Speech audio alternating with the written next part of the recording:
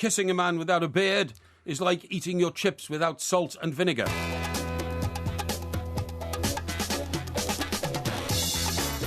Good morning and welcome to the warm-up with the two Mikes. I'm Mike Graham, he's Mike Parry. You're listening to talkSPORT. The weekend got off to a great start last night when I correctly predicted a 1-1 draw up at Goodison. Mr Parry, of course, was expecting a 3-1 win for the Toffees. Today it's Liverpool's turn to head further up the table. Bobby Gould will join us with a preview. We've also got plenty of tales of the unexpected as well, and we'll be taking your calls, of course, too. 08717 22 33 44. You're listening to the warm-up with the two Mikes on talkSPORT.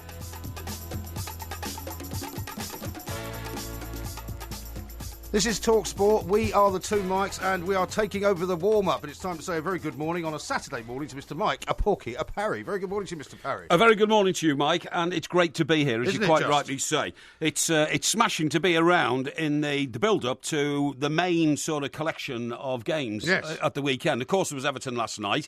Now, you know, you going around boasting that I got it right, you know, well, it's 1-1 get it right. and all Again. A 1-1 prediction is a fence-sitting prediction. And it's not. It is. No, I refuse to accept that. You know, whether you predict the score as 1-0 or 0-1 or 1-1, if you correctly predict it, it is the correct score. It's nothing to do with fence sitting. Yeah, well, I believe that Crystal Palace, who've got a great record at Goodison Park, would go up there. Oh, you know that, do you? Yes, I do know that. You studied it, do you? Yes, I did. How did they get on there last season then? They've done very well at Goodison Park, is all you need to know. Yeah. And you need to know that, because if you'd known that, you would have known as well that Everton were actually coming off the back of this terrible defeat to Bournemouth. Yeah. And despite all your kind of braggadocio, as you might call it, you know, you thought Everton were going to win 3-1. Yeah. And I'm afraid they are not really looking as good as they ought to. Well, do you know what the worrying problem is? I don't want to talk about Everton, though. No, I'm not going to talk about Everton for very long, but this is a more general one. The worrying problem is that we've hardly played anybody yet except Spurs. So you've got to accumulate the points when you do. But we'll get back to that later. You just said the record that Crystal Palace have at Everton. Do you know what? I always go mad when people say that to me. Right. It's no good saying, this team haven't won at White Hart Lane for 20 years. Yeah. The team that played 20 years ago is very different to the team that's played now. There's something in that, though. There is something in the sort of the history of statistics. It can often be very telling. There isn't. All it means is that the club that they're playing, who haven't won there for 20 years, have been in a consistently poor club. But it doesn't mean that the players suddenly get the voodoo on them because they go to White Hart Lane. Or the hoodoo. Or the hoodoo, or anything like that. You know what I mean? Because it's a ridiculous statistic to say, they haven't won for 35 years. I mean, that means the collection of players who went there 35 years ago were just as useless as the players who have gone 35 years later. But don't you believe, for example, that when Arsenal beat Chelsea 3-0 last week, that was a massive, massive step forward for Arsenal, who hadn't been able to do that for years and years and years, not since 1997. Yeah, but do you know why? Why? Because the Chelsea team was the poorest they've played in 2 decades. Yeah, but the point is that it's a massive psychological victory for them, isn't it? Anyway, listen, let's get on to more important matters. It's now, warm in here, by the way, isn't it? Why have you got this place so warm? I haven't got it warm. I like it colder to keep my brain active. Yeah, I tell you your brain hasn't been active for 20 years. Do you know what? The weather is really bugging me because although it's raining and I like a bit of rain to freshen things up, it's still very humid. It is. So the thing is, when it rains, most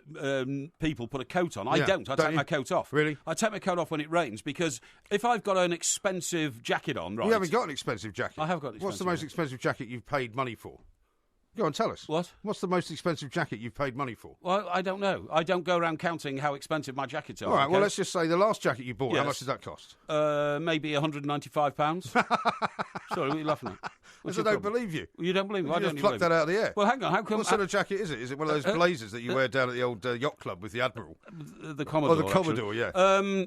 Sorry, you can't ask me a question and say how much, and I give it the answer, and then call me a barefaced liar. Why you can't not? do that. Why not? Well, because you have no evidence for it, and it's palpably wrong. I have no evidence for the fact that you're a barefaced liar, other than the fact that you tell barefaced lies every single second of every single day. All I'm saying is, the reason I take my jacket off when it rains is because I don't want my expensive jacket ruined by rain. Quite right. So what you do is you take it off, put it in a plastic bag, and put it in your shoulder bag, right? Because it folds up nicely because it's quality. If you have a I carry a shoulder bag. I carry a man bag. You don't. No, I don't. I carry a sort of a very small bag. Pouch almost. Yeah, it's a sort of pouch. To put my iPad in. Exactly, it's a sort of pouch and my hair that your two little boys might carry their gym pumps in or something like that. Something you know like what I mean? Yeah. In fact, theirs are better than mine. Yeah. They get a new one every year. And one of these days you're going to leave that in a pub, because you drink far too much anyway. That's not true. And your memory will go. That's not true. Anyway, look. I'd like to actually, once and for all, because there may be people listening to this show for the first time, never having heard you and I, right? Which is hard to believe, but it may be true. And you and your constant barracking of me for drinking. I really want you to put a stop to it, particularly on a Saturday afternoon. There's going to be a lot of children listening. It's a family show. Yesterday, I spent the day taking my children to school, picking them up from school, Well done. making them dinner. So the idea that I spend the days in the pub is an absolute and utter calumny, and I won't stand for it. Okay, what was the last picture you put out on Twitter? What, last picture when? The last pictures you put out on Twitter. The last picture I put out on Twitter, what, today or yesterday? No, the last picture you put out on Twitter from... I think it was a picture of my shepherd's pie, was it? Oh, no, it wasn't. It was from the Shard Bar where you were drinking champagne. That was on Tuesday. Champagne. That was last Tuesday. Yeah, okay. So it's now Saturday. So you have to be drinking during the day if you're putting out pictures of you drinking champagne in the Shard Bar? Yeah, I did drink champagne on Tuesday, yes. Oh, really? And you haven't had a drink since then? I had some wine last night with dinner. Oh, some wine last night. But what I'm saying is... What on earth are you talking about? I'm perfectly happy to admit I'm perfectly happy to admit when I drink, but what I'm saying is that your constant sort of suggestion that I spend all days in the pub, which is what you do, because you project that onto me, is now something that I would wish to make a stand on. Okay, I will remind the audience of your Saturday night routine. My Saturday night... It's called WRRW, and it stands for white. You have a bottle of white first, and you're on record as saying this, Mike, so don't deny it. No, I'm on record as saying that I did it once when there was a fight on that I was watching from Las Vegas, which went on until 5 o'clock in the morning. You have now reconstructed that to suggest that I do it every single Saturday, which is untrue. W for white, R for red, R for rosé, W for whiskey. Was that your pattern of drinking? No, it's white, rosé, red. Oh, you go the rosé before the red? Yeah, of course. Oh, right, because, if you knew anything about wine, you would know that your palate is basically educated to go from white to rosé to red. Right, you admit that you go through that process. Now, before this show's ended... I admit that I did it once. Before this show has ended, the Swansea-Liverpool game will start. That's 12:30. That's true. So we've got a load of build-up to that. We're going to talk to Bobby Gould, the first legendary former manager of Wales and many other places. And I'm going to be gnashing my teeth if by the time we go off air at 1 o'clock, Liverpool are a couple of goals ahead, because, of course, that's what I wanted Everton to be against Crystal Palace last night. And Liverpool will probably leapfrog over Everton in the course of this afternoon. We're third at the moment. We won't be third at the end of the weekend. Yeah, exactly. Now, you're going to be upset here because I'm going to bring this story up, which has upset you last time. Yeah. And that is that, Why are you rehashing old stories? It's not an old story. It's been put on the front of a newspaper this morning. That's why I'm telling you about it. There's been a lot of rehashing this week, hasn't there? Certainly has, actually. And I'm fed up to the back teeth with all the stories about Sam and all those revelations and all that. But still going on, though. Good luck to the Daily Telegraph for doing it. However, a competitive newspaper, the Daily Telegraph this morning, says secret tax deal for football millionaires, okay? Millionaire footballers are being allowed to cut their income tax bills under a secret deal with a taxman. I'm afraid that's... The taxman. Do you mean the taxman? Who's the taxman? Who's the taxman? Listen, just shut up about my enunciation of words, will you? How about your pronunciation? Yeah, well, just shut up, because I'm fed up with you. Nobody says it like that. Scottish oaf. Now then... No, that's racist. You can't say that.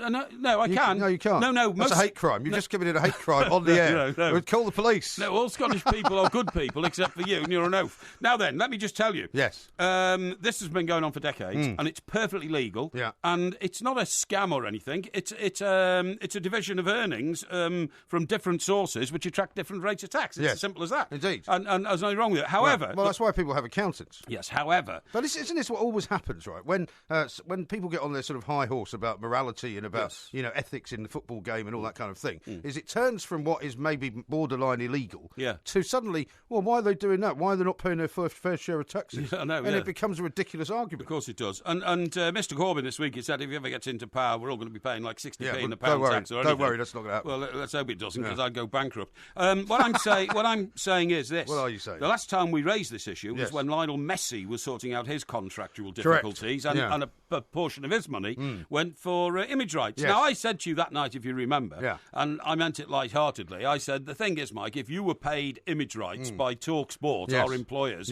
you'd end up having to pay them because you are such a repulsive looking individual. Well, one of the reasons... And you got very upset. I did get very upset. You threatened to punch my face in. I did, that's true, yeah. One of the reasons I get upset with you is the way that you sometimes attack me, right? Not only do you attack me... Not only do you attack me for the wrong reasons, but you can sometimes be terribly vitriolic. And also... I'm not vitriolic. In terms of the pot and the kettle scenario, yes. You, I think, ought to get rid of that Brad Pitt mirror that you've got in your luxury penthouse, which isn't really a penthouse. The what, sorry? And get a proper mirror. The Brad Pitt one, when you look in the mirror and you see Brad Pitt looking back at you. No. What you should do is look at a real mirror, right? Realise that you look, as Liam Gallagher did describe you, as a rather not very good substandard, because I'm not going to use the word again, Kenny Rogers, right? Oh, that's very Captain nice. Birdseye lookalike, Father Christmas type. Somebody's actually put a Father Christmas outfit on you. And the idea that you can be critical of anybody for the way they look, dressing as you do like a tramp, wearing the same shirt, the same purple trousers, the same horrible shoes, I'm afraid you've got no leg to stand on. I'm not even going to respond to all that, because this show should not be just a platform for you to hurl insults at me because you've got nothing better to say. Yes. Empty vessels and all that, Indeed. right? Now, have you seen the time? Because we're going to be very, very tight on this show. It's only a 2-hour show, so you're not going to be able to bleat on and on and on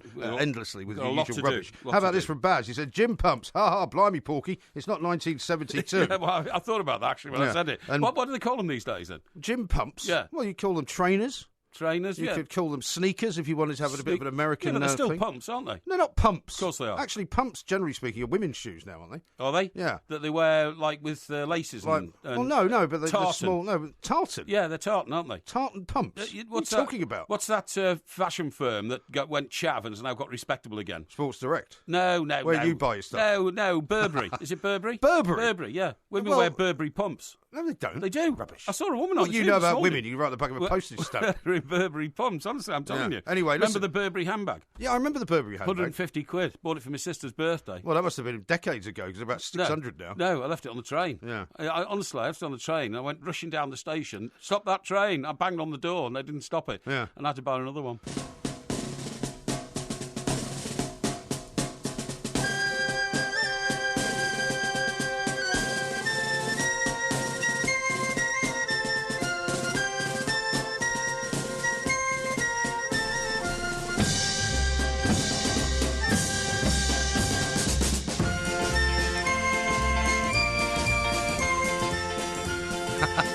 I don't know if this is going to be good for you or bad for you playing Why? that kind of music. Well, Why? because, Yeah. I presume you're still in mourning slightly Well- from last night's performance, because you went very, very early, I have to say, on your Twitter last night. First of all, saying that you know a bit about home games at Everton, Yes. and it's coming up to be 3-1. And then when Lukaku scored, Yes. you did your inimitable Lukaku. Yeah, And, yeah. unfortunately, I looked at it and I thought, oh, God, we're going to have a terrible day tomorrow. Yeah. And then Crystal Palace equalised. Yeah. And the thing that I can't understand, right, is the way that Ronald Koeman has suddenly morphed into Roberto Martinez. Have a listen to this.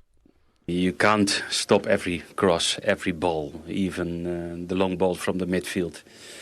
We had good defending, but that's also the quality of the player. I mean, good defending would not have let that goal in, would it? I agree. I think Everton players looked a bit statuesque, to be honest, when that ball was coming Statuesque? in. Yeah, Isn't that a good word? No, That's a compliment. Of statues, it means. No, what you mean? You mean they looked like statues? Yeah, they look like statues. Statuesque normally would mean something that you would pay somebody as a compliment, saying, "Look at that very statuesque-looking figure of a man." Yes, exactly. But that's only to people of limited understanding of the English language. Incorrect. Statuesque means as like a statue. So sometimes it said complimentary. Look at him, statuesque, like the statue of Winston Churchill or something like that. But in fact, statuesque has many meanings. Really? I will. Well, maybe in your dictionary. No, I will redefine it, because your simple mind can't take in the expanse of the word statuesque. Is this what this show's going to be like? Are you just going to spend 2 hours insulting me? No, I'm not insulting you. You're trying to pick me up on the use of English language. And I went to the King's School Chester, which taught you to speak English better than 99.9% of the population of this country. So Yes. put that in your pipe and smoke it, okay? All right. How about this from Stephen, who's tweeted in at the 2 mics? MG, has the Porky jinx struck with Everton? Porky was banging on about how great they were this season. Now the wheels appear to have fallen off. I mean, certainly 1 point out of 6 in the last 2 games. Yeah. When only, 3 weeks ago, we were talking, were we not, about 9 out of 9. the possible 9 out of 9, Yeah. with Crystal Palace being the third game, Bournemouth being the second game. Yes. And who was the first game? I can't remember now. It was Middlesbrough. Middlesbrough, We beat them 3-1. Yeah, so. which you did get 3. Yeah. So out of the 9 points, you've only got 4. Yes. Which is rather underwhelming, I'd say. No, I agree. I'm very reluctant to criticise Everton. I've been all my life, and I've been criticised myself for, not taking off the blue-tinted glasses. But so much hope and expectation. Who was the person who famously said, it's the hope that kills you? Yes. Somebody said that. That's right, yeah. And it is the hope that kills you. I think that's sort of every football fan's mantra, really. I suppose it is, yeah. And the thing is, if you be brutally honest about the fixture list, Everton really haven't played a team that should threaten their ambitions to be in the top 4 or the top 6. But coming up next this season, apart from Spurs on the opening day. But coming up next, away at Manchester City, I hope Mr. Coleman, with the 2 weeks he's got now to rethink a bit of the old tactical nous that he's supposed to have, can get that together, and we can. It'd be very interesting, really, because City, of course, are at Spurs this weekend. Yeah. And I've tipped Spurs to get a 1-0 victory.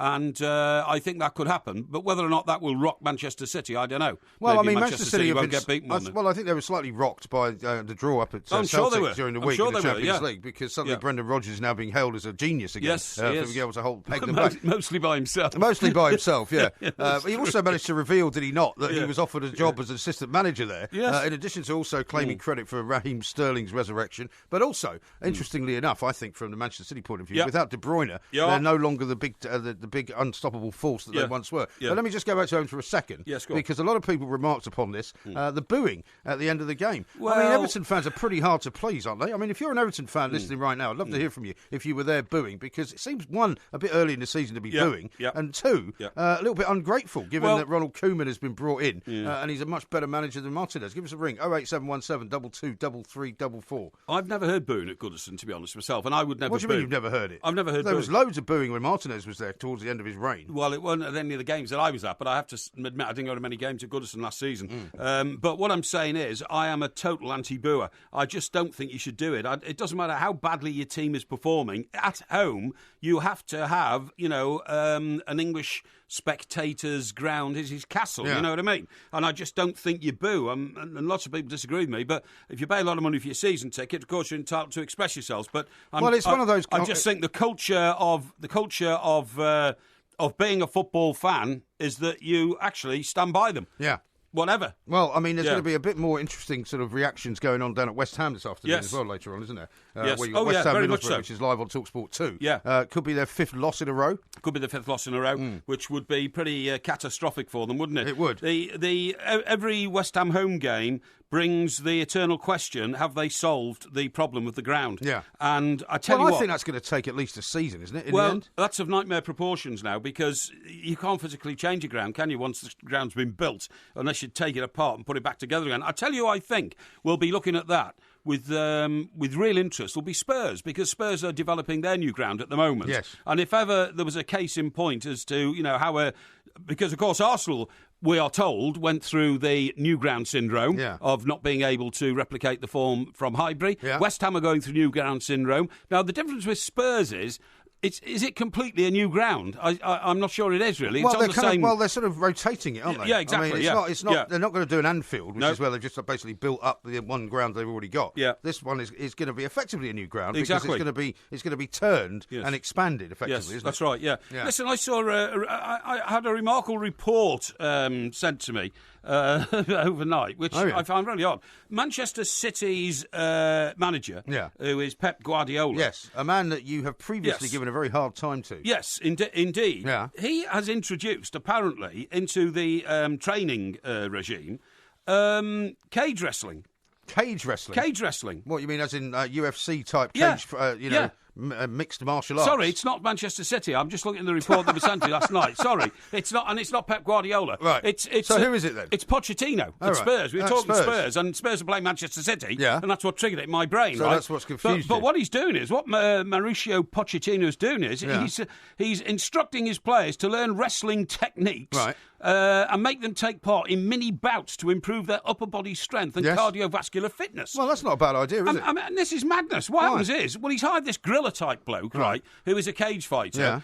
Well, he's not a cage fighter, actually, but he's a wrestler, which is different, He's a wrestler. He's a wrestler. I mean, cage fighting, which people don't like to call it, actually, UFC or MMA or whatever you want to call it, has an element of wrestling in it, an element of grappling, but it also has other elements as well. Anyway, this is all crazy stuff, because this guy claims to be a doctor or a medic or something, but actually he's a wrestler, and he comes in and then he leaps on one of the players, right? Can you imagine this in the indoor training centre? He leaps on one of the players and he pins him to the ground, like, Mick McManus, you know what I mean? Well, maybe they've had giant haystacks coming around. That might be quite good fun. But the wrestling referee then would be, 1, 2...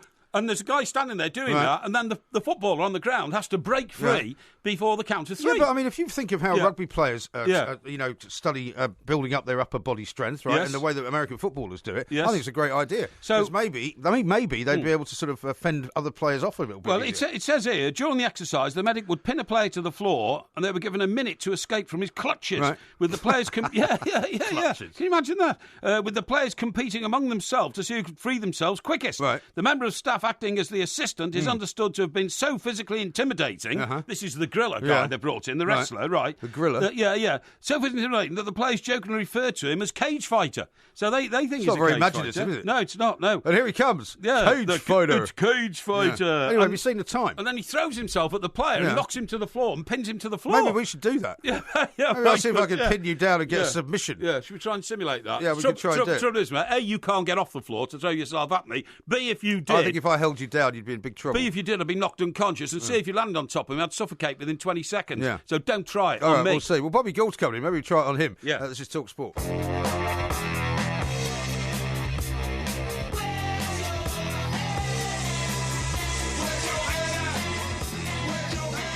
This is talkSPORT. We are the two mics, and the warm-up is underway, of course. We've got a big game coming up, Swansea against Liverpool at 12:30. We're going to go down to Liberty Stadium very, very shortly and catch up with our man down there, Lawrence Mora. But Bobby Gould is here. A very good morning to you, Mr. Gould. Good morning, gentlemen. To tell us all about what he thinks is going to happen down there in Swansea. But before we do that, Bobby, what about this wrestling business? Have you ever tried any of that? One of your teams? Cage fighter yourself, I understand. I was led into it when I went to Wimbledon with Dave Bassett. Oh, yeah. And I was on trial there as a 31-year-old, having left Chelsea. And Dave Bassett introduced it at Wimbledon, and Dennis Wise was the instigator. So if there was a problem between two of the players, the players formed a circle, and the two players that were at each other decided they would have a grapple. There was no punching. They weren't allowed to punch or kick or anything like that. Just a good wrestling match. Right. And at the end of it, they got rid of all the steam. Everybody shakes hands and they walked away. Okay. Oh, crazy. Well, but I mean, so it wasn't done as a kind of like the way that Pochettino's supposedly doing it to get the upper body strength better for one player players. pins the other to the floor, and then the other guy's trying to throw him off and all that kind of stuff. Little John, Robin Hood, and all that kind of stuff. You know what I mean? I understand all that, but it's a great way though of just getting rid of all the tension, isn't it? And if he thinks his players like he's moan up because they're not playing well in the first 15-20 minutes, come out with that aggression, but it's controlled aggression. That's the biggest thing. It's got to be controlled. Well, it has, hasn't it? Because that was what everybody was critical of Joe Hart about, wasn't it? During the Euros, where he was in the tunnel all pumped up, and everybody said he was so pumped up that actually it affected his ability to be a goalkeeper. Yeah, and especially the mind as well. It does different things when you're doing different things with your body and everything. Sure. Yeah. How much pressure is the Swansea manager under today, Bobby? Because he looks like a man who's watching the tide coming around him. Francesco Guidolin. And it's a big tide down there as well, because I live the other side of the water. The Gower Peninsula. Yeah, you don't mess with the tide down there, do you? Yeah. I just think that what I don't think some of the managers get coming into this country and managing is the purchasing and the bringing in of players, and I think that's where Swansea have struggled. Yeah. To supplement them, they've spent like somewhere in the region of 25 million. But what have they actually got? Yes. Well, that is the problem. Let's actually hold you there for 1 second, because we've got Lawrence Mora down there at Liberty Stadium who might have some team news for us. Lawrence, very good morning to you. Yes, good afternoon, chaps. Absolutely. Thank you very much indeed. Lawrence will be going back down to Liberty later on. Yeah. So Liverpool could be up above Everton by the end of this afternoon. Are you predicting a win for them? They're flying at the moment. Yeah. I just think that Liverpool understand what the manager requires now. And the manager understands the club. Yes. The manager has taken on the Shankly spirit. You can see that from but Shanks never used to cuddle you like that, though, well, did he? no, he didn't. I agree. But he never went on Monday Night Football either, but that's another story. But he morphs into the crowd like Shankly did. I mean, Shankly invented the cop. He actually invented, the swaying dedication Liverpool fans have. And Klopp's, he's finely tuned into that. Yeah, I went there several times as a player with Coventry City, as a youngster, and then I went back a little bit more of a senior player with West Ham. Sure. And understanding what Liverpool is all about is that they were there for a long time and at the top of the table, and they played well. They had a set way of playing, and week in, week out, it was rubber stamp. Yeah. He very, very, very, very rarely changed his team, and I think that's what Klopp wants to do now. He has a squad now at this moment that are playing to his system. Oh, and he's got players there who play better for him than they did for Brendan Rodgers. Yeah, I mean, isn't that the greatest skill of a manager? Bringing something out of a player that wasn't brought out by a previous manager. And the bookies are now putting Liverpool as second favourites to win the league. I know. Yeah, but with all due respect to Brendan, he's gone up there to Celtic, yes, and he's taken on a big challenge as well. This Dembele signing is it could be the signing of the season. Well, yeah, but you say it's a big challenge. I mean, their big challenge is to try and get through to the next stage of the Champions League. I mean, it's not a massive challenge to win the league up there, is it? But week in, week out, you're expected to win. My son Jonathan played in Gould, and it's the pressure that's created, and you've got to go out. You've got to win. You've got to win. Yeah, but when you're playing Hamilton Accies, you should win, shouldn't you? You know, Hamilton Accies. Oh my God! Yeah, but now, why have you belittling Scottish football live on the radio? No, I'm not. I'm just saying that there are stronger and weaker teams in Scotland. I'm just referring to Brendan Rodgers because he had a good spell when he was at Liverpool. At certain times, things just slip away. And talking about young managers, if the manager from Swansea does go, my advice to Ryan Giggs was don't take it. No, I totally agree. But what is your advice to Ryan Giggs if he doesn't take that job? What does he do? Well, you've got to wait for the right job. At the right time, and you've got to know where your limits are as well. How good are you? What was your backroom staff? Who would you have as your backroom staff? Right. And all these things have got to accumulate. Yeah. I don't think you're qualified to be a manager until you've wiped the dressing room floor with a mop at Hartlepool. Okay, that's what I say. I did it at Highfield Road. There you go. You see. Now, while we got you here, Bobby, proved right. While we got you right here, former national team manager. I mean, England in complete and utter disarray. Gareth Southgate takes over for 4 games. Who do you think should be the next England manager? An English person. Really? Thank you. Yeah, I totally agree with you. I went to manage Wales. And the unfortunate thing for me, and if Sam had contacted me, Sam Allardyce, because I signed him for Coventry City from Millwall, I found it really difficult not being an international footballer. I came and I was all enthusiastic. When they come to you before the midweek games, they just want to chill out and relax. And I think sometimes I was so enthusiastic, but there again, Ryan Giggs going to manage Wales at the right time. Yeah. Chris Coleman, he was with Gary Speed through an introduction, and he's seen what it's like to be an international footballer, and that's the understanding. I think it's got it's got to be an English person, and they've got to have played for England. I agree. Just getting back to Swansea for a minute, Bobby. He doesn't speak very good English, does he, Mr. What's his name? Guidolin. Guidolin. Have you listened to me for the last 6 years? Yeah, well, I have. Yeah, but your English isn't all that brilliant either. But at least you speak a variation of English words. You know what I mean? But he doesn't actually speak very good English, and I've no idea how a manager in this country can possibly get through to his players if he doesn't speak English. I just don't get it. I'm 100% behind you. Thank you. There you go. Another what gem, another race. What a pair of little Englanders. What a pair of little Englanders. I mean, you're telling me seriously, if Arsene Wenger made himself available, you would turn him down? Well, he speaks perfect English. I would. But look at the problems he's had at his level. He's been there so many years. He's done a marvellous job. Fighting his supporters last year. He fights them every year. Yeah, he does, yeah. Bobby, when you're manager of Wales, I'm sure I've got this right, but tell me if it's wrong and I'm besmirching your name. I think you called a press conference in some godforsaken town in North Wales because you wanted to spread the football from the south to the north, but it was so remote, nobody could find it. Is that right?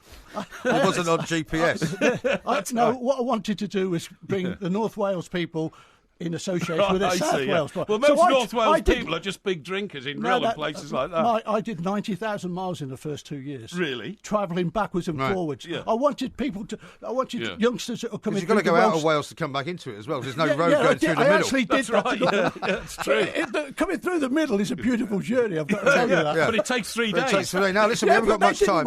We haven't got much time. I've got a question here for you from Chris, who's tweeted in at the 2 mics. He said, gents, can you please ask Bob about the debacle at Coventry City? Can you answer that one in 20 seconds? Good question. It's very difficult. The only thing I can say, that a local newspaper wants Seashoe out, but Seashoe have always met the money problems. They have never ducked an issue with that problem. Okay. The only situation is now that Mogger's gone, Tony Mowbray's gone. The new appointment, who is he going to be? Has he got the passion? Has he got the enthusiasm? But not only that, we've got restraint of trade because he can't go and buy any players. Right. It's a horrible situation. It's a horrible situation. Horrible for the we'll fans get a chance as well. to talk to you some more about. Bobby, thank you very much indeed. You, Mike.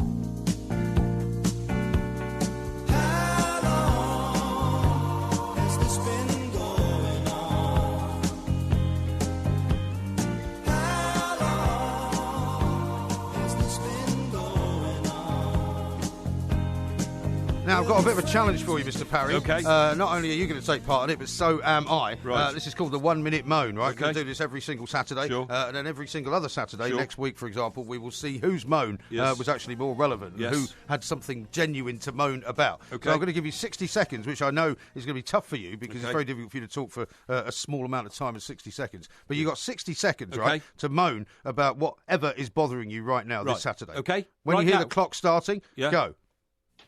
Right, I'm very, very worried about the Deutsche Bank. Okay, now you're going to say to me, excuse me, you're going to say to me, what's a Deutsche Bank got to do with this show? Yeah. With the warm-up, what's it got to do with talkSPORT? What's it got to do with? It's got everything to do with it, right? Yeah. If the Deutsche Bank, which is the main bank of Germany, as you would have gathered from the title, Deutsche Bank, okay, it's having a rough time and it's dragging down the stock market in this country. It's dragging down bank shares in this country. Now, if bank shares in this country start getting dragged down, we ourselves have a crisis problem. Now, I owe some money to some banks as a result of being a property investor, right? Yeah. I do not want my position threatened by the Deutsche Bank, okay? I want to know what Mrs. Merkel is doing to prop up the Deutsche Bank. If the Deutsche Bank collapses, and this is the fear of European economists, we have a problem on our hands, a bit like when Lehman Brothers collapsed in the US. People might say, why am I rattling on about a bank in a football why are you rattling show? on about it? It's all about you, isn't it? Because I'm telling you, if the Deutsche Bank goes down, we're all going to be absolutely in peril. You won't be able to afford your season ticket next season. Is that right? Yeah. You've still got some time. The clock's Rescue still the going. Deutsche Bank. Oh, no, it's just finished.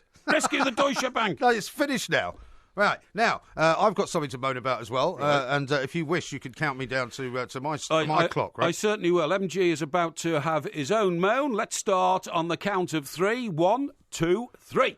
Now, my moan is not anything like as self-centred as yours. Mine is about the well-being of one of the greatest cities of the world, this city that which we live and which we work, the capital city, London, right? It's a bit London-centric, isn't it? No, it's not London-centric at all. People come to London for all kinds of reasons. Lots of people come here to work for the day. Okay. Lots of people come here to watch their favourite teams playing sport. What's your moan about this My great moan city? is about the closure of Tower Bridge. Now, Tower Bridge is one of the many bridges that spans the River Thames. It is in the East End of London. It's an one iconic of the most, world building. It is, but it's also one of the most important arteries through the city. Because you come in from the East End. I mean, people will be going out right now, driving across London to get to Stratford to watch the West Ham Middlesbrough game. Right? They are closing it not for 1 day, not for 3 days, not for a week, for 3 months. Okay, When? They closed it today for the very first time, and it's going to be shut until the 30th of December. Now there are 40,000 cars that cross this bridge every single day. You know what they've apologised for? What? They've apologised to cyclists for the inconvenience that they won't be able to go over there. I think it's a disaster. It will mess up London. To cyclists? It will mess up everything. Have they apologised to motorists? No.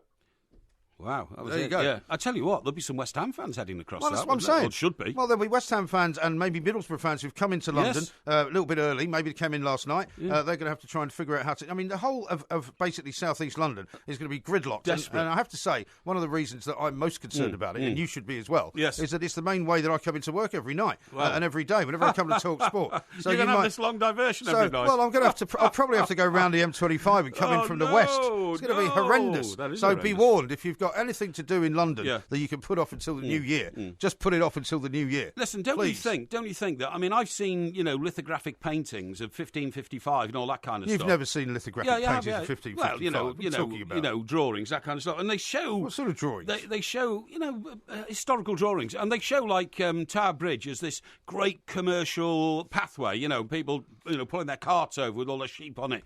And their and their hay and all that kind of stuff, And you think to yourself, actually, whilst it's nice and quaint to think that, these things have been around for hundreds of years, is it really doing the economy any good to still be relying on an ancient old bridge which is falling to pieces for the commerce of London to get to and fro across one of the world's most famous rivers in order that the economy of this great city works? Would you rather knock it down then? No, I'd rather build 6 more.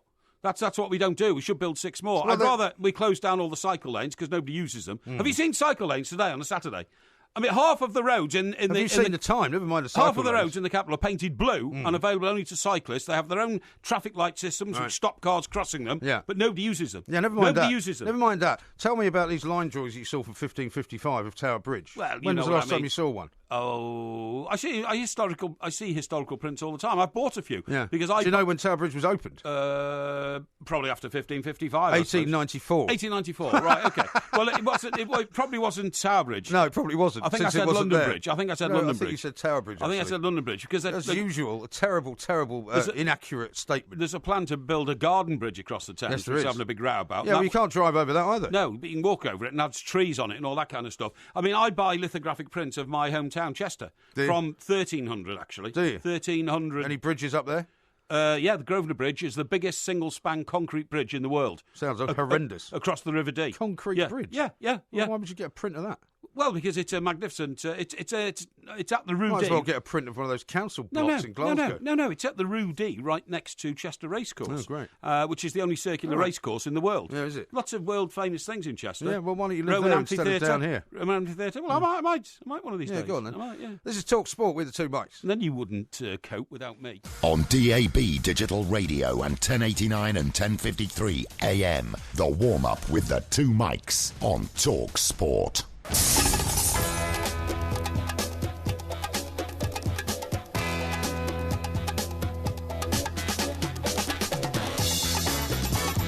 This is the warm-up with the two mics. I'm Mike Graham, he's Mike Parry. We have sashayed into the afternoon. We're less than half an hour away from the Swansea-Liverpool game, of course. We'll be checking in with Lawrence Moura. Also, we'll be going down over to Legia in Durham, who's up at Hull, where they're taking on Chelsea later on this afternoon. Tony Incenzo will be here looking ahead to Fulham QPR as well. It's all going on, Mr. Parry. 08717 22 33 44. You're listening to the warm-up with the two mics right here on talkSPORT.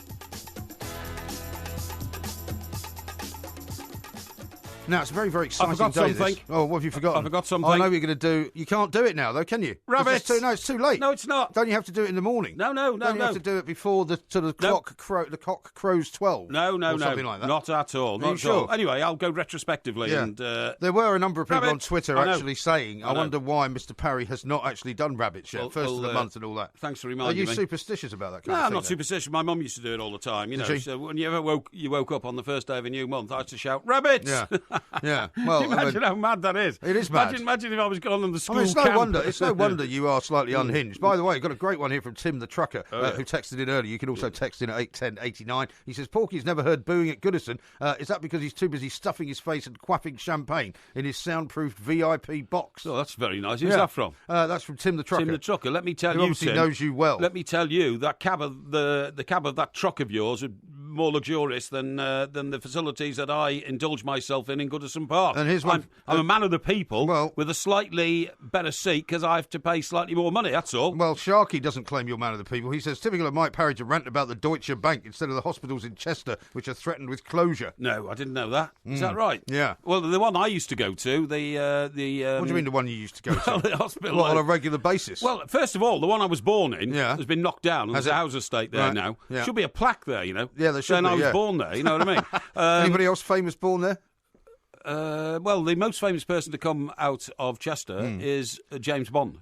You mean Daniel Craig? Daniel Craig. It's not actually James Bond. Well, he's an actor. Well, yeah, but most people look at him and say, they don't say Daniel Craig, say James Bond. Anyway, and then the other hospital, which was down... Which is where you went for your regular electroshock therapy. You see, that's, you know, the image you're trying to paint of me to our new audience between 11 on a Saturday is at best misleading and at worst rather poisonous and... well, I'm terribly sorry. And unkind. Yeah. Okay? But it doesn't affect me. No, I'm glad. It's water off a duck's back to why me. did you go to the hospital so regularly then?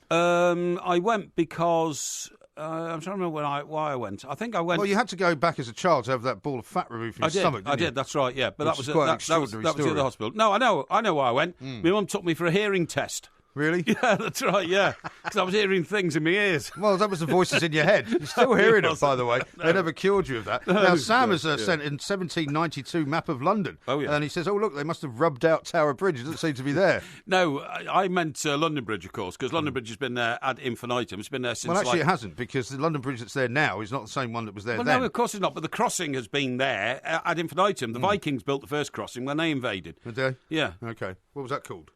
Well, it was called Londinium Bridge, wasn't it? Londinium Bridge? Oh, no, that was the That was the Romans. That was the Romans, yeah. It was probably I think they just waited for low tide so they could cross without a bridge at all. You can't cross the Thames at low tide in the middle of London. It doesn't get low enough. Well, you've seen that famous painting of London Bridge when it had houses across it, right? Remember that? Yeah, that's what I'm saying. That's what they want to build now. They want to build another London Bridge with shops on it and trees and all that. But there's a huge campaign. And fully enough, round here where we are at talkSPORT Tower seems to be the centre of the protests against it because all the houses that you walk past on the way from the station says, kill the London Bridge, £175 million.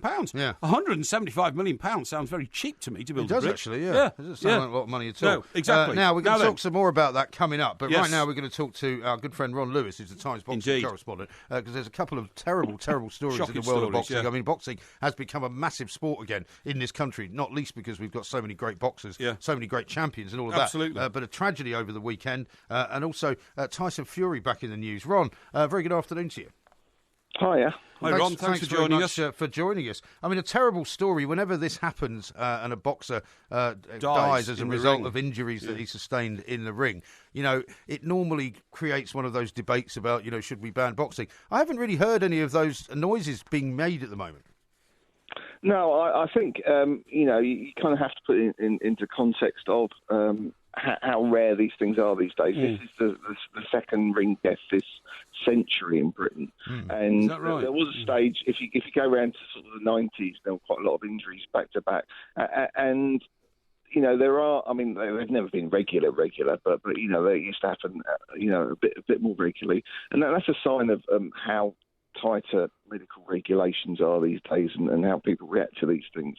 You remember the case in earlier this year with Nick Blackwell, who you know, was rushed to hospital. Well, he actually didn't need an operation, so I would say that saved his life. But it could potentially the procedures in place could have saved his life and stopped his condition getting any worse. Yeah. I mean, it's obviously desperately sad. You can only feel so sorry for the family and the friends of Mike Towell who died. Yeah. Ron, the thing is, this wasn't like, what am I trying to say, not a proper boxing event. It was like a sports club type thing, wasn't it? St Andrew's Sporting Club. It was a proper boxing event. You know, it was a sporting club event, and essentially they have dinners. It's a dinner boxing show. That's what I mean. That's what I mean. So what I'm saying is, are the regulations and the rules and the safeguards in those sort of places standard as they would be to all levels of professional boxing? Absolutely. Yeah.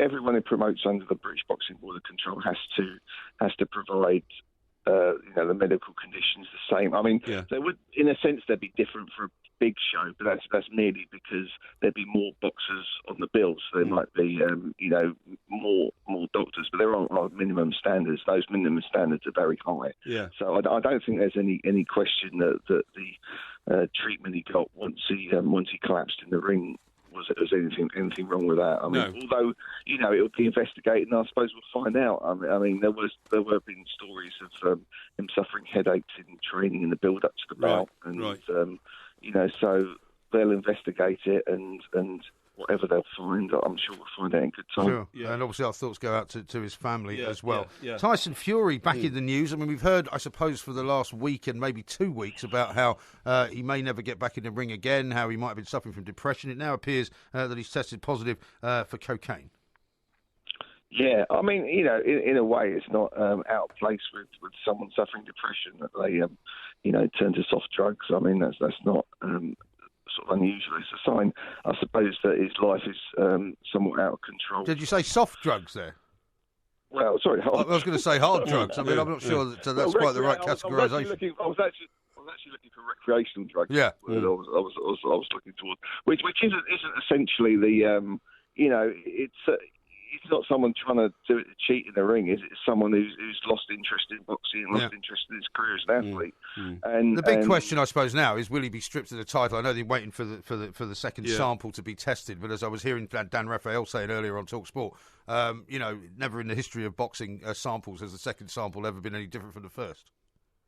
No, Well, that's sport all the way across. Isn't it? I mean, it's the same sample from, it's half of the same sample. It's not a different sample. It's right, the same sample into two. So, no, I mean, I can't see that happening. I think it looks certain. I think it's only a matter of time. I think that's the sort of thing that's going to happen in the next 2 weeks. Yeah. Obviously, they'll wait for the second sample. Then they'll have some sort of disciplinary hearing. It's not the sort of thing you don't strip titles over, at a whim. You've got to go through procedures to do it. But it seems, Fury's got to get his life back together, and then hopefully he can rebuild his life and rebuild his career and find some motivation again. Yeah, I don't think he'll ever rebuild his career, Ron, but I understand what you're saying. Thank you very much indeed. Ron, thanks very much. Ron Lewis there, the Times boxing correspondent, with I suppose what you might say is not terribly surprising news about Tyson Fury, really. Oh, no, Tyson Fury's the architect of his own doom, whereas the boy Towell, who we started talking to Ron about, I mean, this boy is a boxer earning a living in a ring while people are sitting there eating their dinner because it was one of those. You've been to one of those. I've been to one of those. Yeah. And I've always felt a little bit uneasy that there I am eating my dinner while two men are belting the daylights out of each other for my entertainment. I know. And the boy Towell taken to hospital after the bout for something, and he's died last night. A terribly tragic story. Promoter Eddie Hearn said absolutely devastated, and all of our thoughts with his friends and family at this time. We could only echo that. Yes. One of those terrible accidents in sport that does happen from time to time. Yeah. Driven to the limit. Power steering. talkSPORT. You won't believe it, Porky, but there's been a goal at Swansea already. Wow. Let's go down to Liberty Stadium. Lawrence. There certainly has. It's Swansea 1, Liverpool 0. Unbelievable. Well, that's a turn up for the book, isn't it? It just goes to show, doesn't it? Yeah. Just when you think that the Premier League is getting predictable, Liverpool are killing everything in front of them. Suddenly Swansea going one up. So, surprising. Could be an interesting day. I have to say, it was bad defending by Liverpool at the back, having just seen the replay of it. And messy defending's caused an awful lot of problems for an awful lot of teams this season. Now, I've got Cleveland Miner here has tweeted me with a message from Middlesbrough Football Club because they've arrived at the London Stadium. Now, he's attempting to say to me, this proves, therefore, that my concerns about Tower Bridge are a load of old cobblers.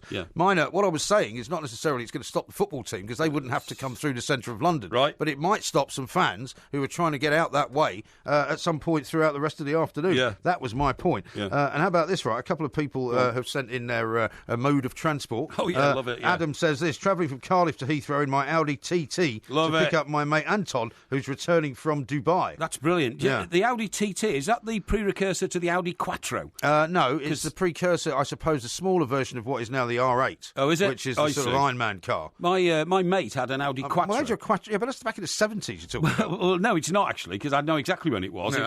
It was in the early 90s. Yeah, but a long time ago. Well, okay, it's a long time ago. TT is the little sort of bug-shaped sort of sports car. Yeah, I know the one you mean, yeah. But anyway, on his Audi Quattro, the reason he got an Audi Quattro was he got divorced.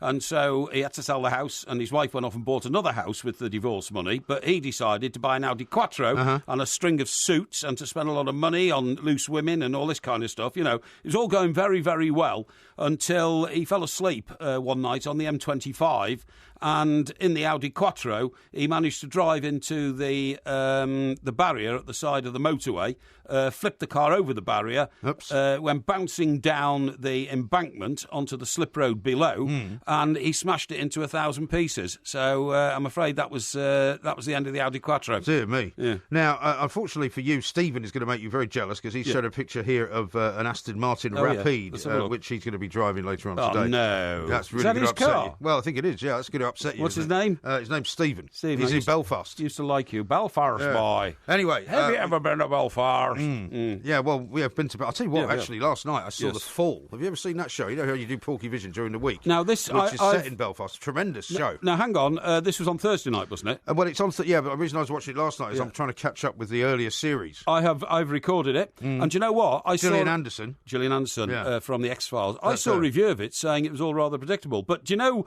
the guy with the beard in The Fall? Is he a detective or a villain?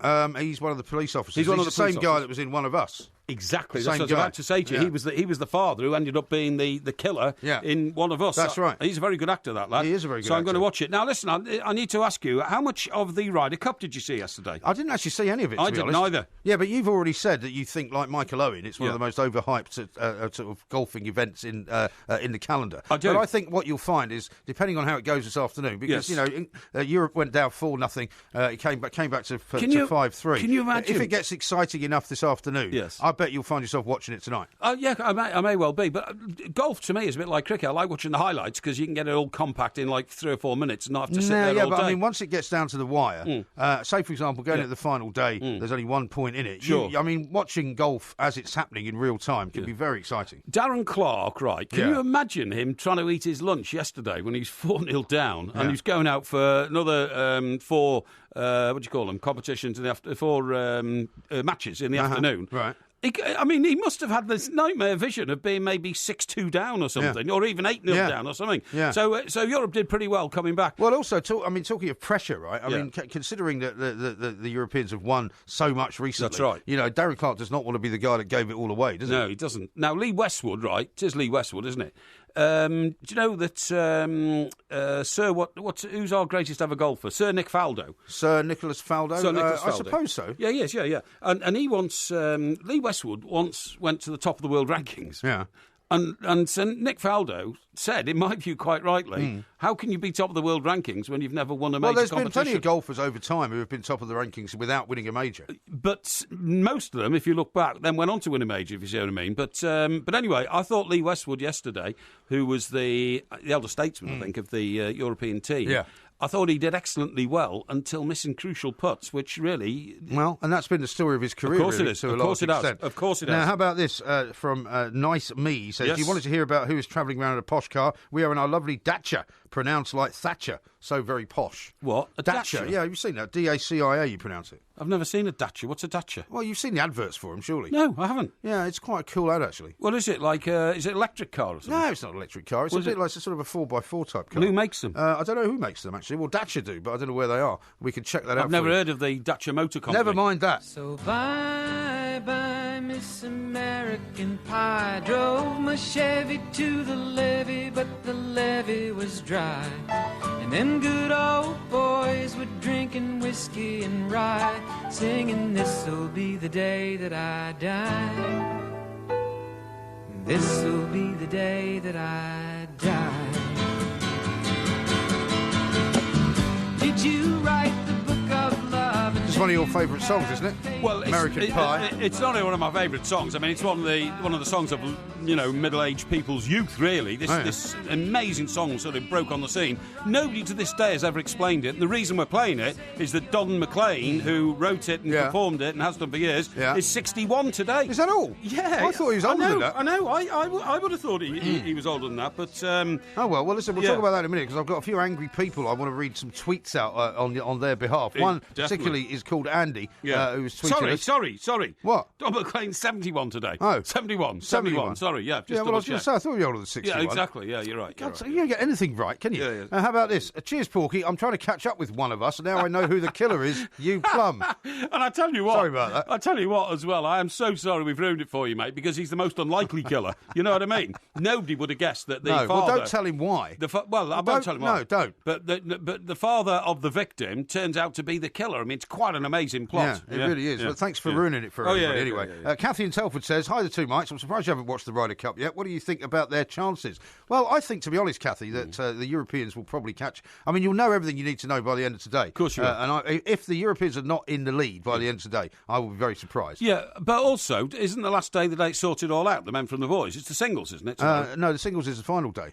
Oh, tomorrow is the final day, isn't it? Sunday. Well, tomorrow, yeah, but they've still got to play today. I know, but I said that the final day is the day you can turn everything round because there's 12 points going on the final day. Now, on the subject of cars, how about this one from Alex, a Liverpool man from Bradford? With regards to rubbish cars, I'm listening to the Swansea game from the hard shoulder of the A1. My car, a Volkswagen Golf, about the same age as I am, broke down on my way back to university. Love the show. Yeah. Sorry to hear that, Alex. I hope you've got the breakdown guys really on the sorry. way. Volkswagen Golf was big when 30 years ago. I remember I took a guy on at the Express, right? And in fact, it's very well known to both of us. When you say took a guy on, you don't mean in a sort of punching scenario. No, he took on as my deputy, actually, and he worked for years as my deputy. And he would only come if I gave him a Volkswagen Golf instead of a Cortina. They were very trendy cars at one time. How about this from Stephen, who says, currently driving to Manchester in our new Range Rover Evoque for tomorrow's Ladies Intercontinental Cup. The Devonport. That's right. Well, I'll tell you what, that's very appropriate because, of course, the big belief in the motor world is that Posh Spice designed the Land Rover Evoque. What, the little one? Yeah, the one with the sloping roof. Yeah, the smaller version. That's right, yeah. Because she was driving the bigger one, and she thought it's too big clumsy. She apparently got her people to talk to Land Rover and said, this is too big for a woman. Really? And she said, why don't you? And she sketched out something, you know, and said, you know, because she sketches out designs for dresses and all that, and handed it to somebody and said, send that to them. And that turned into the Land Rover Evoque. I've never heard that before. You sure you haven't just made that up? No, I haven't made that up. That's true. On Don McLean, by the way. Yeah, go on. When I was working for the Birmingham Evening Mail in the London Fleet Street office, you know, big chief, you know, London editor and all big that. Fish in a small pond. I go along to interview Don McLean. He was on the national tour of Britain when his record was number one. Yeah. I waited 4 hours, outside, you know, in the corridor. And people went in and out and all that kind of stuff. And then eventually, Mike, you can come in now. I went in, and he was sitting on a couch. He said, look, I'm really sorry. He said, but I'm so tired and talked out. I haven't got anything to say to you. Goodbye. And he got up and walked off. Perfect. So he just made the rest of it up. How about this? Adrian says, I've got an angry girlfriend telling me Porky gave away who the killer is before she's watched one of us, El Planco. I'm so sorry, but I thought... I mean, it was 2 weeks ago now. It finished, or 3 weeks ago. Yeah, but I mean, I'm watching, for example, like The Fall, the first series of The Fall, I think went out a couple of years ago. Did it? So I'm actually just catching up with that now. Well, funny enough, there are 2 series, and this is the third, right? Now, if you start watching the first one or the third, can you pick up on the plot right away? What do you mean? Well, I've recorded it from Thursday night, and I'm going to watch it. But if I haven't watched the first 2 series, is it easy to understand what they... Well, I don't know, because I haven't watched it. I mean, I always prefer to watch the earlier series, just to make sure that you know who the characters are and what they've been up to. So do I. But it's fascinating, yeah. Paul says this, is a Maybach posh enough for you? A Maybach? I don't know whether he's actually got one. There's only about a dozen of those in the world, isn't there? There's is more that than Mercedes? Yeah, it's the sort of top-of-the-range Mercedes merged with something else. It's quite an expensive car. Well, that would be very nice. And here's one from John. He says, would my Audi RS6 be OK for you guys to travel in? Audi RS6, that sounds pretty good, yeah. It's not really for us to travel in, it's just to see what you're travelling in. And then Rob says, Porky's pronouncing of Quattro is making me cringe. He's clearly been hanging around with his quacking ducks too much. Where are all the Mercedes drivers out there? I drive a top-of-the-range Merc, fastback, 2-door, sports, 3.5 litre. I'd like, I'd like how some... the tyres? I'd like tyres, the ones that are on it now are OK. The original ones will. I've actually brought the mother of my children's car up today, so it's a slightly better version of a Merc. Yeah. Oh, that's a Merc, It's actually not more modern than yours. It's like last year's model. Yeah, so's mine. Yeah, but this one is the upgraded one. It's one with the proper... Is it? Yeah, because you were plankerish enough to buy the final version of the last design, rather than the new version of the next design. I'm sorry, mate. As ever, you are stuck in a rut. I don't have car envy, so I don't go around checking what's the... of course you do. What's better than my neighbours. You are the most snobbish person I've ever met. Now, you know, I told you about Pochettino's introducing cage wrestling into the Spurs. Well, you keep saying cage wrestling. It's just wrestling. No, he's not wrestling in a cage. Yeah, but they're calling the guy who does it. He's hired this griller to come in and take the boys through their paces, and they call him the cage fighter. Now, I've just found, somebody sent me this very kindly, thank you. Not being a huge expert on rugby, right, I'm not sure about their training methods, but get this, the England rugby players, will be put through expert judo coaching during their Brighton training camp next week to improve grappling in the tackle. Hey? Well, why not? This is one speaking of grappling, I've got a great tweet here from Richard. Yes. Of our friends Richard and Christine. Right. Oh yes. They're off to watch Preston North End against Villa in the Maserati. In the Maserati. Yeah. I didn't know they had a Maserati. Well, there's a picture of it there, so now they've got up in your estimation. Hang on. Whenever they turn up at one of our shows, and they're regular visitors and very welcome, certainly to the shows. Yeah. I maybe you've never seen the car they're travelling in. Well, why would you see their car? Well, you know, these things would park it somewhere. Yeah, well, you don't see where they park the car, do you? Well, I suppose not. I suppose they come to the show. What a ridiculously stupid thing to say. As I recall, they do like an odd drop of the old firewater. They certainly do. Don't they? Absolutely. I think they're coming to Liverpool as well. We're going, of course, on November the 4th. I tell you what, I wonder if I asked Richard if I could borrow his Maserati to take my new lady friend out. I wonder whether he'd be... He might be. Yeah, why don't you just rent one instead of begging for one? No. Shocking. It's not a question, that is shocking. I can point you to a place round the back of King's Cross Station where you can rent one. Well, that's very kind of you. Getting back to Eddie Jones, Jones has identified grappling in the tackle as an essential part of the game that they've got to Well, this is what I was saying, about the... grappling in the tackle? I didn't know about that. Yeah, of course, no, because, I mean, the upper body strength of rugby players and American footballers is definitely something that they need to work on. Well, it says here, judo is about how you use the body weight and momentum of an opponent against themselves. That's right. exactly right. What do you mean you're nodding your head like you know what I'm talking about? I told you I studied karate for a couple of years when I was at university. Ridiculous. Yeah, you do. You use somebody's strength against them. That's what you do. You use the strength against them? them? I could kill you with a single chop of my right hand. No, you couldn't. I could. The only way you could kill me, mate, is take me on a 24-hour drinking session where you would... I've tried that. Well... It didn't work. Percy says this. Don McLean was once asked what American Pie meant to him, and his answer was never having to work again. It's not bad, is it? It's a very good answer indeed. Now, we are almost out of time. I'm terribly sorry, but I think we can say without any kind of fear of contradiction or contradiction, we've had a great time today. We've had a great time today. Thank you very much. First warm-up show, 11 till 1. We'll be back same time next week. I've just heard from the management. Have you? Was so good, they're going to extend it to 3 hours next week. Are they? Yeah. Brilliant. How about that? What a fine idea. Wow.